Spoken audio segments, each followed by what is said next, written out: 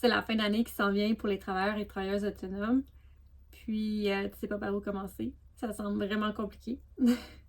Détrompe-toi, c'est pas aussi compliqué que ça semble l'être. Puis, je vais t'expliquer comment faire à l'instant. Je m'appelle Jessica et je suis technicienne comptable. J'accompagne les entrepreneurs comme toi à simplifier leur comptabilité en donnant trucs et astuces. En tant qu'entrepreneur, on a une période pour la fin d'année pour les impôts qui est un peu plus longue que pour les particuliers. Donc, on a jusqu'au 15 juin pour produire notre déclaration d'impôt. Par contre, si on avait un solde dû au 30 avril, il fallait le payer à cette date-là, sinon on va avoir des pénalités et des frais. En tant qu'entrepreneur, on n'a pas de T4 à recevoir d'un employeur. Ce qui arrive, c'est que si annuellement, qu'on soit un fournisseur de services ou bien un client, qu'on a reçu annuellement 500 $ ou plus ou payé 500 $ ou plus, soit à un client ou un fournisseur, il faut produire ou bien recevoir ce T4A-là. C'est l'équivalent d'un T4 d'un employé, mais pour les travailleurs autonomes, les entreprises enregistrées. Il y a une idée préconçue que c'est facultatif ce document-là, mais ce ne l'est pas. C'est juste pas obligatoire quand annuellement, le montant de 500 $ n'a pas été atteint.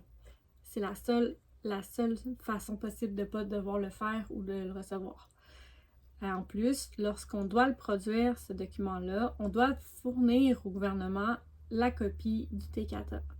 Donc, aujourd'hui, ils ne courent pas trop après, mais éventuellement, ils vont probablement le faire. Donc, je vous invite vraiment à suivre la méthode. Puis, en plus, ça vous sert pour vos revenus quand vous faites vos déclarations d'impôt. Les revenus et dépenses. Donc, soit que vous avez eu des sous-traitants que vous avez payé 500 $ et plus, ou soit que vous avez reçu ce T4A-là qui vous dit « OK, j'ai fait tant d'argent de ce client-là. » Boum.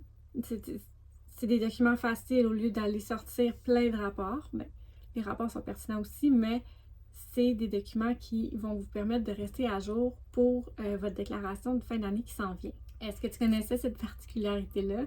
Je t'invite à me l'écrire si oui ou non en commentaire afin que je puisse évaluer le pouls ou bien répondre aux questions. N'oublie pas aussi de t'abonner à ma page, ça va me faire plaisir. Puis, dans la description de la vidéo, il y a un guide gratuit pour les dépenses admissibles pour entrepreneurs. Donc, ça va t'aider en plus pour ta fin d'année. Tu vas savoir quelles dépenses tu peux mettre dans ta déclaration d'impôt.